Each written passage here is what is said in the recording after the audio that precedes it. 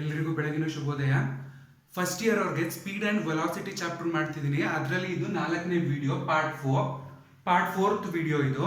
ಇದಕ್ಕಿಂತ ಮುಂಚೆ ವಿಡಿಯೋಸ್ಗಳನ್ನ ನೋಡಿಲ್ಲ ಅಂದರೆ ಅಲ್ಲಿ ನಿಮ್ಮ ಪ್ಲೇ ಲಿಸ್ಟ್ ಆ ಲಿಸ್ಟಲ್ಲಿ ಹೋದರೆ ನಿಮಗೆ part A, part B, part 1, part 2, part 3 ಅಂತ ವಿಡಿಯೋಸ್ಗಳು ಸಿಗುತ್ತೆ. ನೋಡಿ, ಕೆಲವೊಂದಷ್ಟು ವಿಡಿಯೋಸ್ಗಳಿಗೆ ಪಾರ್ಟ್ ಎ, ಪಾರ್ಟ್ ಬಿ ಅಂತ ಎಲ್ಲ ಹಾಕಿದ್ದೀನಿ. ಇದ್ರದಕ್ಕೆ ಪರ್ಟಿಕ್ಯುಲರ್ ಆಗಿ ವೆಲಾಸಿಟಿ ಅಂಡ್ ಸ್ಪೀಡ್ ಚಾಪ್ಟರ್ ಅಲ್ಲಿ ಪಾರ್ಟ್ 1, ಪಾರ್ಟ್ 2, ಪಾರ್ಟ್ 3, ಪಾರ್ಟ್ 4 ಅಂತ ಮಾಡಿದೀನಿ. ನೋಡಿ, ನೆನ್ನೆ ನೀವು ಏನೇನು ಕಲ್ತ್ರಿ, ನ್ಯೂಟನ್ಸ್ ಫಸ್ಟ್ ಲಾ ಅಂದ್ರೆ ಏನು ಅಂತ ತಿಳ್ಕೊಂಡ್ರೆ ಆಯ್ತಾ. ನ್ಯೂಟನ್ಸ್ ಫಸ್ಟ್ ಲಾ ನಮ್ಗೆ ಯಾವ್ದ್ರ ಬಗ್ಗೆ ಡೆಫಿನೇಷನ್ ಕೊಡುತ್ತೆ ಹೇಳಿ? ಇನರ್ಷಿಯಾ ಬಗ್ಗೆ ಡೆಫಿನೇಷನ್ ಕೊಡುತ್ತೆ. ಇನರ್ಷಿಯಾ ಅಂದ್ರೆ ಏನು ಅಂತ ಎಕ್ಸ್ಪ್ಲೈನ್ ಮಾಡುತ್ತೆ. ಇವತ್ತು ನಾವು ಓದ್ತಿರೋದು Newton's second law of motion. ಇದು ಏನನ್ನ ಹೇಳುತ್ತೆ ಅಂದ್ರೆ, ಇಲ್ಲಿ ನಮ್ಗೆ ಎರಡು ಪದಗಳನ್ನ ಕಲಿತೀವಿ. ಒಂದು ಮೊಮೆಂಟಮ್ ಅಂದ್ರೆ ಏನು ಅಂತ ಕರಿತೀವಿ. ಅದಾದ್ಮೇಲೆ ಇದು ನಮ್ಗೆ ಫೋರ್ಸ್ ನ ಪರ್ಟಿಕ್ಯುಲರ್ ಅಂದ್ರೆ ಒಂದು ಡೆಫಿನೇಷನ್ ಕೊಡುತ್ತೆ ಫೋರ್ಸ್. ಯಾವುದು? Newton second law of motion. ನೋಡಿ, the rate of change of momentum of a body. ನೋಡಿ, ಮೊಮೆಂಟಮ್ ಅಂದ್ರೆ ಏನ್ ಗೊತ್ತಾ? ಮೊಮೆಂಟಮ್ ಅಂದ್ರೆ ಚಲನ ವೇಗ ಅಂತ ಕರಿತೀವಿ, ಅಥವಾ ರಭಸ ಅಂತ ಕರಿತೀವಿ. ನೋಡಿ, ಮೊಮೆಂಟಮ್ ಅಂದ್ರೆ ನಾವೇನಂತ ಕರಿತೀವಿ? ಚಲನ ವೇಗ ಅಂತ ಕರಿತೀವಿ. ಅಂದ್ರೆ ಮೂವ್ ಆಗುತ್ತಲ್ಲ, ಆ ಮೂವ್ ಆಗಂತದ್ದು ವೇಗ ಅಂದ್ರೆ ಅದ್ರದ್ದು ರಭಸ ಎಷ್ಟಿರುತ್ತೆ ಅದನ್ನ ನಾವು ಮೊಮೆಂಟಮ್ ಅಂತ ಕರಿತೀವಿ. ನೋಡಿ, the rate of change of A momentum of a body is proportional to the external force acting upon it and takes place the direction in which force acts. ನೋಡಿ, ಸ್ವಲ್ಪ ಉದ್ದ ಇದೆ ಡೆಫಿನೇಷನ್, ಆದ್ರೆ ಅರ್ಥ ಮಾಡ್ಕೊಳ್ಳೋದು ಇಷ್ಟೇ. ಇಲ್ಲಿ ನೋಡಿ, ಇಲ್ಲಿ ನೀವು ತಿಳ್ಕೊಬೇಕಾಗಿರೋದು ಮೊಮೆಂಟಮ್ ಒಂದು, ಪ್ರಪೋರ್ಷನಲ್ ಒಂದು, ಅದಾದ್ಮೇಲೆ ಎಕ್ಸ್ಟರ್ನಲ್ ಫೋರ್ಸ್ ಒಂದು, ಅದಾದ್ಮೇಲೆ ಡೈರೆಕ್ಷನ್ ಒಂದು. ಆಯ್ತಾ? ನೋಡಿ, ಅಂದ್ರೆ the rate of change of momentum ಅಂದ್ರೆ ಯಾವ್ದೋ ಒಂದು ಚಲನ ವೇಗ ಇರ್ಬೋದು, ರಭಸ ಇರ್ಬೋದು, ಅದು ಚೇಂಜ್ ಆಗುತ್ತೆ. ಏನಕ್ಕೆ? Of a body is proportional to external force. ಈಗ ಯಾವುದೋ ಒಂದು ಮೂವ್ ಆಗ್ತಾ ಇರೋಂಥ ವಸ್ತುದು ವೇಗ ಚೇಂಜ್ ಆಗುತ್ತೆ. ಏನಕ್ಕೆ ಚೇಂಜ್ ಆಗುತ್ತೆ ಅಂದ್ರೆ, ಅದ್ರ ಮೇಲೆ ಎಕ್ಸ್ಟರ್ನಲ್ ಫೋರ್ಸ್, ಈ ಫೋರ್ಸ್ ನ ಅಪ್ಲೈ ಮಾಡ್ತಿದ್ದೀನಲ್ಲ ಫೋರ್ಸ್, ಆ ಫೋರ್ಸ್ಗೆ ಏನಾಗಿರುತ್ತೆ? ಯಾವುದು? ಮೊಮೆಂಟಮ್ ಮತ್ತೆ ಎಕ್ಸ್ಟರ್ನಲ್ ಫೋರ್ಸ್ ಎರಡು ಹೆಂಗಿರುತ್ತೆ? ಪ್ರಪೋರ್ಷನಲ್ ಆಗಿರುತ್ತೆ. And takes place in the direction which force acts. ಅಂದ್ರೆ ಈ ಫೋರ್ಸ್ ಯಾವ ಡೈರೆಕ್ಷನ್ ಅಲ್ಲಿ ಆಕ್ಟ್ ಮಾಡ್ತಿದೆ ಆ ಡೈರೆಕ್ಷನ್ ಅಲ್ಲಿ ಏನಾಗುತ್ತೆ? ಅದು ಚೇಂಜ್ ಆಗುತ್ತೆ. ಆಯ್ತಾ? ನೋಡಿ, the rate of change of momentum of a body, the rate of change of momentum of a body is proportional to external force acting upon it. ಅಂದ್ರೆ ಆ ವಸ್ತು ಮೇಲೆ ಆಕ್ಟ್ ಮಾಡ್ತಾ ಇದೆ ಅಂತ ಅರ್ಥ. And takes place in the direction in which external force acts. ಅಂದ್ರೆ ನೋಡಿ, ಇಷ್ಟ ಸಿಂಪಲ್ ಆಗಿ ಅರ್ಥ ಮಾಡ್ಕೊಳ್ಳಿ. ಇದು ಒಂದು ನಿಮ್ಗೆ ಕಾರ್ ಅಂತ ಎಕ್ಸಾಂಪಲ್ ತಗೊಳ್ಳಿ. ಈ ಕಾರ್ ಏನಾಗ್ತಿದೆ? ಮೂವ್ ಆಗ್ತಿರ್ತದೆ. ಆಯ್ತಾ? ಈ ಮೂವ್ಮೆಂಟ್ ಅಂದ್ರೆ ಇದು ಚಲನ ವೇಗ ಏನಿರುತ್ತೆ, ಇದ್ರ ಮೇಲೆ ನಾನು ಏನ್ ಮಾಡ್ತೀನಿ? ಒಂದಷ್ಟು ಲೋಡ್ ನ ಅಪ್ಲೈ ಮಾಡ್ತೀನಿ, ಫೋರ್ಸ್ ನ ಮಾಡ್ತೀನಿ. ಫೋರ್ಸ್ ಮಾಡಿದಾಗ ಈ ಮೂವ್ ಆಗ್ತಾ ಇರುವಂತ ಮೂಮೆಂಟಮ್ ಮತ್ತೆ ಫೋರ್ಸ್ ಪ್ರಪೋರ್ಷನಲ್ ಆಗಿರುತ್ತೆ, ಒಂದಕ್ಕೊಂದು ಸಂಬಂಧ ಇರುತ್ತೆ, ಪ್ರಪೋರ್ಷನಾಲಿಟಿ ರಿಲೇಶನ್ಶಿಪ್ ಇರುತ್ತೆ. ಆಯ್ತಾ? ಅದಕ್ಕೆ ಹೆಂಗ ಅದಾದ್ಮೇಲೆ ನೋಡಿ, and takes place in the direction which force acts. ಯಾವ ಡೈರೆಕ್ಷನ್ ಅಲ್ಲಿ ಫೋರ್ಸ್ ಆಕ್ಟ್ ಆಗಿರುತ್ತೆ ಅಲ್ಲಿ ಏನಾಗುತ್ತೆ? ಚೇಂಜ್ ಆಗುತ್ತೆ. ಇದನ್ನ ನಾವು ನ್ಯೂಟನ್ ಸೆಕೆಂಡ್ ಲಾ ಅದು ಡೆಫಿನೇಷನ್ ಅಂತ ಕರಿತೀವಿ. ನೋಡಿ, next, momentum is the product of mass and velocity. Momentum ಅನ್ನೋದು, ಮೊಮೆಂಟಮ್ ಅಂದ್ರೆ ಮಾಸ್ ಮತ್ತೆ ವೆಲಾಸಿಟಿನ ಎರಡನ್ನೂ ನಾವು ಗುಣಿಸಿದಾಗ ಏನ್ ಬರುತ್ತೆ ಅಂದ್ರೆ, ಈಗ ಒಂದು ಕಾರು ಒಂದು 200 kg 300 kg ಇರುತ್ತೆ ಅಂತ ಎಕ್ಸಾಂಪಲ್ ಇಟ್ಕೊಳ್ಳಿ. ಆಯ್ತಾ? ಅದ್ರದ್ದು ವೆಲಾಸಿಟಿ ಮತ್ತೆ ಅದ್ರದ್ದು ಮಾಸ್, ಆ ಕಾರ್ ಎಷ್ಟು ವೆಲಾಸಿಟಿ ಮೂವ್ ಆಗ್ತಿದೆ ಅದ್ರದ್ದು ತೂಕ ಎಷ್ಟಿರುತ್ತೆ. ಈಗ ನೋಡಿ, ನಾವೇ ರನ್ ಮಾಡ್ತಿರ್ತೀವಿ. ಈಗ ನಾನೊಂದು 80 kg 82 kg ಇದೀನಿ ಅಂದ್ರೆ ನಾನು ಎಷ್ಟು ಸ್ಪೀಡಲ್ಲಿ ಓಡ್ತಿರ್ತೀನಿ ಅದು ನಂದು ವೆಲಾಸಿಟಿ ಇರ್ತದೆ. ಮತ್ತೆ ನಾನು ಓಡ್ಬೇಕಾದ್ರೆ ನನ್ನ ಶರೀರನ ಎತ್ಕೊಂಡು ಓಡ್ತಿರ್ತೀನಲ್ವಾ, ಇದನ್ನೇ ನಾನು ಏನಂತ ಕರಿತೀನಿ? ಮೂಮೆಂಟಮ್ ಅಂತ ಕರಿತೀನಿ. ನೋಡಿ, ಮೂಮೆಂಟಮ್ ಅಂದ್ರೆ, ಮೂಮೆಂಟಮ್ ಇಸ್ ದಿ ಪ್ರಾಡಕ್ಟ್ ಅಂದ್ರೆ ಏನ್ ಗೊತ್ತಾ? ಎರಡನ್ನು ಗುಣಿಸೋದು ಅಂತ. ಪ್ರಾಡಕ್ಟ್ ಅಂದ್ರೆ ಗುಣಿಸೋದು ಅಂತ. ನೋಡಿ, product of mass and velocity, therefore m is equal to capital M. ನೋಡಿ, ಮೊಮೆಂಟಮ್ ನ ಯಾವಾಗಲೂ ನಾವು ಯಾವ್ದ್ರಿಂದ ರೆಪ್ರೆಸೆಂಟ್ ಮಾಡ್ತೀವಿ ಅಂದ್ರೆ ಕ್ಯಾಪಿಟಲ್ ಎಂ ಅನ್ನ ಅಕ್ಷರದಿಂದ ರೆಪ್ರೆಸೆಂಟ್ ಮಾಡ್ತೀವಿ. ನೋಡಿ, m is equal to small m into v. Small m ಅಂದ್ರೆ ಮಾಸ್ ಅಂತ, v ಅಂದ್ರೆ ವೆಲಾಸಿಟಿ ಅಂತ. ನೋಡಿ, ವೇರ್ m ಅಂದ್ರೆ ದೊಡ್ಡ, ಕ್ಯಾಪಿಟಲ್ M ಅಂದ್ರೆ ಮೊಮೆಂಟಮ್ ಅಂತ ಕರಿತೀವಿ, ಸ್ಮಾಲ್ m ನ ಮಾಸ್ ಆಫ್ ದಿ ಬಾಡಿ ಅಂತ ಕರಿತೀವಿ, v ಅಂದ್ರೆ ವೆಲಾಸಿಟಿ ಆಫ್ ದಿ ಬಾಡಿ ಅಂತ ಕರಿತೀವಿ. ನೋಡಿ, ನಿಮ್ಗೆ ಮೂಮೆಂಟ್ ಮೇಲೆ ಯಾವ್ದಾದ್ರು ಮೊಮೆಂಟಮ್ ಮೇಲೆ ಪ್ರಾಬ್ಲಮ್ಸ್ ಗಳು ಕೊಟ್ಟಾಗ ನೀವ್ ಏನ್ ಯೂಸ್ ಮಾಡ್ಬೇಕು ಅಂದ್ರೆ, ಫಾರ್ಮುಲಾ ಇಷ್ಟ, m is equal to capital M is equal to small m into v ಅಂತ ಕರಿತೀವಿ. ಕ್ಯಾಪಿಟಲ್ M ಅಂದ್ರೆ ಅದನ್ನ ನಾವು ಮೊಮೆಂಟಮ್ ಅಂತ ಕರಿತೀವಿ. ಸ್ಮಾಲ್ m ಅಂದ್ರೆ ಮಾಸ್ ಆಫ್ ದಿ ಬಾಡಿ. ಯಾವುದೇ ಒಂದು ವಸ್ತು ತಗೊಳ್ಳಿ, ಅದ್ರದ್ದು ಮಾಸ್ ನ ನಾವು ಸ್ಮಾಲ್ m ಇಂದ ಡಿನೋಟ್ ಮಾಡ್ತೀವಿ. v ಅಂದ್ರೆ ವೆಲಾಸಿಟಿ ಆಫ್ ದಿ ಬಾಡಿ. ನೋಡಿ, ಅಷ್ಟಾದ್ಮೇಲೆ rate of change of momentum. ಈಗ ಮೊಮೆಂಟಮ್ ಅಂದ್ರೆ ಏನು ಅಂತ ತಿಳ್ಕೊಂಡ್ರಿ, ಅದ್ರ ಡೆಫಿನೇಷನ್ ತಿಳ್ಕೊಂಡ್ರಿ, ಅದನ್ನ ಫಾರ್ಮುಲಾ ತಿಳ್ಕೊಂಡ್ರಿ. ನೋಡಿ rate of change of momentum, ನೋಡಿ ಅಲ್ಲಿ ನಾವು ರೇಟ್ ಆಫ್ ಚೇಂಜ್ ಆಫ್ ವೆಲಾಸಿಟಿನ ಆಕ್ಸಿಲರೇಷನ್ ಅಂತ ಕರಿತೀವಲ್ವಾ, ಇಲ್ಲಿ ನೋಡಿ rate of change of momentum ನ m into v, small m into v minus small m into u. ನೋಡಿ ಇಲ್ಲಿ ಒಂದು ಇನಿಷಿಯಲ್ ವೆಲಾಸಿಟಿ ಫೈನಲ್ ವೆಲಾಸಿಟಿ ಏನ್ ಇರ್ತದೆ, ನಾನು ಕ್ಯಾಪಿಟಲ್ ವಿ ಸ್ಮಾಲ್ ವಿ ಅಂದ್ರೆ ಏನು ಅಂತ ಎಕ್ಸ್ಪ್ಲೈನ್ ಮಾಡಿದೀನಲ್ವಾ, ಅದನ್ನ ನಾವು ಇಲ್ಲಿ ಪ್ರಾಪರ್ ಆಗಿ ನಾವು ಏನ್ ಮಾಡ್ಕೋಬೇಕು, ಡೆಫಿನೇಷನ್ಸ್ ಗಳನ್ನ ನಾವು ತಿಳ್ಕೊಂತಾ ಹೋಗ್ಬೇಕು.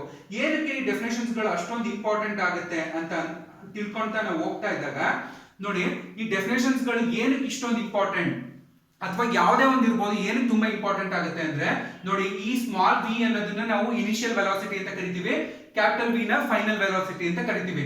ನೋಡಿ ನಿಮ್ಗೆ ನೆನ್ನೆ ನೆನಪಿದ್ದಾಗ ಅಥವಾ ಆಕ್ಸಿಲರೇಷನ್ ಕ್ಲಾಸ್ ನೆನಪಿದ್ದಾಗ ನಾನು ಆಕ್ಸಿಲರೇಷನ್ ಒಂದು ಫಾರ್ಮುಲಾ ಬರ್ಸಿದ್ದೆ. ಏನಂತ ಬರ್ಸಿದ್ದೆ ಗೊತ್ತಾ, acceleration is equal to v minus u divided by t. ಅಂದ್ರೆ ನಾವು initial velocity final velocity minus initial velocity, ಅಂದ್ರೆ ಫೈನಲ್ ವೆಲಾಸಿಟಿ ಇಂದ ನಾವು ಇನಿಷಿಯಲ್ ವೆಲಾಸಿಟಿನ ಮೈನಸ್ ಮಾಡಿ ಅದನ್ನ ಟೈಮ್ ಇಂದ ಡಿವೈಡ್ ಮಾಡಿದಾಗ ನಮ್ಗೆ ಏನ್ ಸಿಗುತ್ತೆ, ಆಕ್ಸಿಲರೇಷನ್ ಸಿಗುತ್ತೆ. ನೋಡಿ ವಿ ಅಂದ್ರೆ ನಾವು ಇದನ್ನ ಫೈನಲ್ ವೆಲಾಸಿಟಿ ಅಂತ ಕರಿತೀವಿ, ಯು ನ ಇನಿಷಿಯಲ್ ವೆಲಾಸಿಟಿ ಅಂತ ಕರಿತೀವಿ, ಡಿವೈಡೆಡ್ ಬೈ ಟಿ ಇದನ್ನ ನಾವು ಆಕ್ಸಿಲರೇಷನ್ ಅಂತ ಕರಿತೀವಿ. ನೋಡಿ ಇಲ್ಲಿ m v minus m u ಅಂತ ಇದೆ. ಇಲ್ಲಿ ಎಂ ಅನ್ನೋದು ಎಂ ಮತ್ತೆ ಎಂ ಕಾಮನ್ ಆಗೈತೆ, ಎಂ ನ ಕಾಮನ್ ಎರಡು ಎಂ ಇರೋದ್ರಿಂದ ನಾವು ಕಾಮನ್ ತೆಗೆದಾಗ ಏನಾಗ್ಬಿಡುತ್ತೆ ನೋಡಿ, v minus u divided by t ಆಗುತ್ತೆ.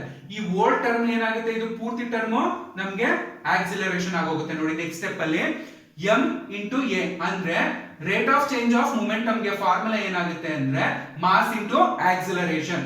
ಮಾಸ್ ಇಂಟು ಆಕ್ಸಿಲರೇಷನ್ ನಾವು ಏನಂತ ಕರಿತೀವಿ, rate of change of momentum ಅಂತ ಕರಿತೀವಿ. ಬರೀ ಮೊಮೆಂಟಮ್ ಅಂದ್ರೆ mass into velocity, rate of change of momentum ಅಂದ್ರೆ ಮಾಸ್ ಇಂಟು ಆಕ್ಸಿಲರೇಷನ್. ನೋಡಿ ಡಿಫರೆನ್ಸ್ ಗಳ ಅರ್ಥ ಮಾಡ್ಕೊಳ್ಳಿ, ಮೊಮೆಂಟಮ್ ಮತ್ತೆ rate of change of momentum ಗೆ. ಮೊಮೆಂಟಮ್ ಅಂದ್ರೆ ಏನಂತ ಕರಿತೀವಿ, ಮಾಸ್ ಇಂಟು ವೆಲಾಸಿಟಿ ಅಂತ ಕರಿತೀವಿ. ಅದೇ ನಾವು rate of change of momentum ಗೆ ಫಾರ್ಮುಲಾ ಏನಿರುತ್ತೆ, mass into acceleration, where a is equal to acceleration. But rate of change of momentum is proportional to external force. ಅಂದ್ರೆ ಇಲ್ಲಿ ಏನ್ ಮೊಮೆಂಟಮ್ ಆಗ್ತಿದೆ ಅದು ಎಕ್ಸ್ಟರ್ನಲ್ ಫೋರ್ಸ್ ಜೊತೆಗೆ ಪ್ರಪೋರ್ಷನಾಲಿಟಿ ಕಾನ್ಸ್ಟೆಂಟ್ ನ maintain ಮಾಡುತ್ತೆ.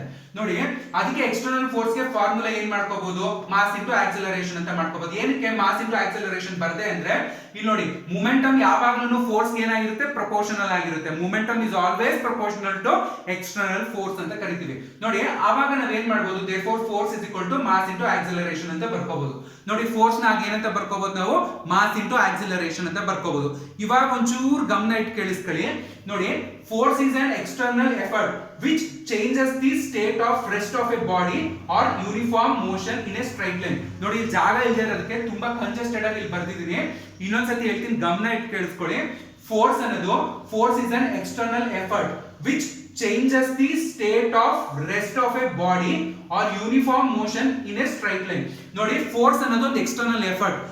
ಹಂಗಂದ್ರೆ ಏನು ಎಕ್ಸ್ಟರ್ನಲ್ ಎಫರ್ಟ್ ಅಂದ್ರೆ, ನೋಡಿ ಇದು ಒಂದು ಸ್ಟ್ರೈಟ್ ಪ್ಲೇನ್ ಆಗಿರುವಂತ ಒಂದು ಪ್ಲೇಟ್ ಅನ್ಕೊಳ್ಳಿ, ಸ್ಟೀಲ್ ಪ್ಲೇಟ್ ಅನ್ಕೊಳ್ಳಿ. ಇದಕ್ಕೆ ನಾನು ಅಥವಾ ಸ್ಟೀಲ್ ಒಂದು ಬಾರ್ ಅಂತ ಅನ್ಕೊಳ್ಳಿ. ಈ ಸ್ಟೀಲ್ ಬಾರ್ಗೆ ಇದನ್ನೇ ಸ್ಟೀಲ್ ಬಾರ್ ಅನ್ಕೊಳ್ಳಿ. ಇದ್ರ ಮೇಲೆ ನಾನು ಎಕ್ಸ್ಟರ್ನಲ್ ಎಫರ್ಟ್ ಆಗ್ತಿದ್ದೀನಿ ಅಂದ್ರೆ ಏನು, ಎಕ್ಸ್ಟರ್ನಲ್ ಎಫರ್ಟ್ ಅಂದ್ರೆ it is nothing but load apply ಮಾಡ್ತಿದ್ದೀನಿ ಅಂತ. ಈ ಒಂದು ಬಾರ್ ಮೇಲೆ ನಾನು ಲೋಡ್ ಅಪ್ಲೈ ಮಾಡ್ತಿದ್ದೀನಿ ಅಂದ್ರೆ ಇದನ್ನ ನಾವೇನಂತ ಕರಿತೀವಿ, ಎಕ್ಸ್ಟರ್ನಲ್ ಎಫರ್ಟ್ ನಾವೇನಂತ ಕರಿತೀವಿ, ಫೋರ್ಸ್ ಅಂತ ಕರಿತೀವಿ. ಅದಾದ್ಮೇಲೆ ನೋಡಿ ಅವ್ನು ಏನ್ ಹೇಳ್ತಾನೆ ಅಂದ್ರೆ, effort which changes the state of rest. ನೋಡಿ ಇದು ರೆಸ್ಟ್ ಅಲ್ಲಿ ಇರುತ್ತಾ, ನಾನು ಇದ್ರ ಮೇಲೆ ಫೋರ್ಸ್ ಹಾಕಕ್ ಶುರು ಮಾಡಿದಾಗ ಇದು ಐದರ್ ಬೆಂಡ್ ಆಗ್ಬೋದು ಅಥವಾ ಬ್ರೇಕ್ ಆಗ್ಬೋದು.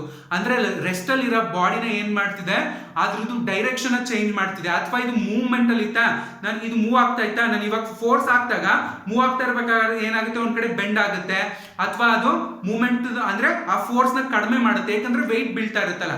ನೋಡಿ ಅದನ್ನೇ ಏನ್ ಹೇಳ್ತಾನೆ ಅಂದ್ರೆ, force is an external effort which changes the state of rest. ಅಂದ್ರೆ ಯಾವುದೋ ಒಂದು ಫೋರ್ಸ್ ಅಂದ್ರೆ ಒಂದು ವಸ್ತು ಮೇಲೆ ನಾವು ಮೇಲ್ಗಡೆ ಎಕ್ಸ್ಟರ್ನಲ್ ಲೋಡ್ ಅಪ್ಲೈ ಮಾಡಿದಾಗ ಅದೇನಾಗುತ್ತೆ ಅಂದ್ರೆ ಅದು ಅದ್ರದ್ದು ಸ್ಟೇಟ್ ಆಫ್ ರೆಸ್ಟ್ ಇರ್ಬೋದು, ಮೋಷನ್ ನ ಚೇಂಜ್ ಆಗುತ್ತೆ. ಯಾವ ಡೈರೆಕ್ಷನ್ ಅಲ್ಲಿ ಚೇಂಜ್ ಮಾಡುತ್ತೆ, ಇನ್ ಎ ಸ್ಟ್ರೈಟ್ ಲೈನ್. ಅಂದ್ರೆ ಒಂದು ಸ್ಟ್ರೈಟ್ ಆಗಿರೋ ಸಮದಟ್ಟಾದಂತಹ ಒಂದು ರೇಖೆಯಲ್ಲಿ ಅದೇನಾಗುತ್ತೆ, ಚೇಂಜ್ ಆಗುತ್ತೆ.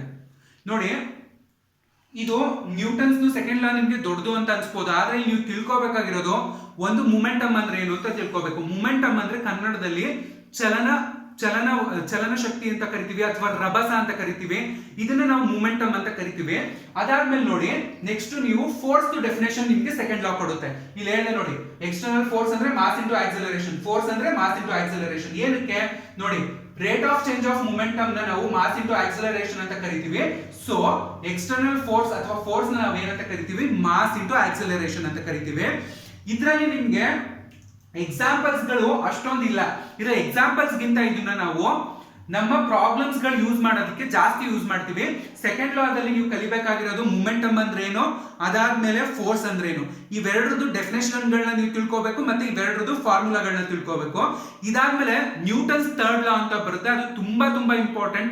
ಅದ್ರ ಮೇಲೆ ಅಪ್ಲೈಡ್ ಕ್ವೆಶನ್ಸ್ ಗಳು ತುಂಬಾ ಜಾಸ್ತಿ ರೈಸ್ ಆಗುತ್ತೆ. Thank you.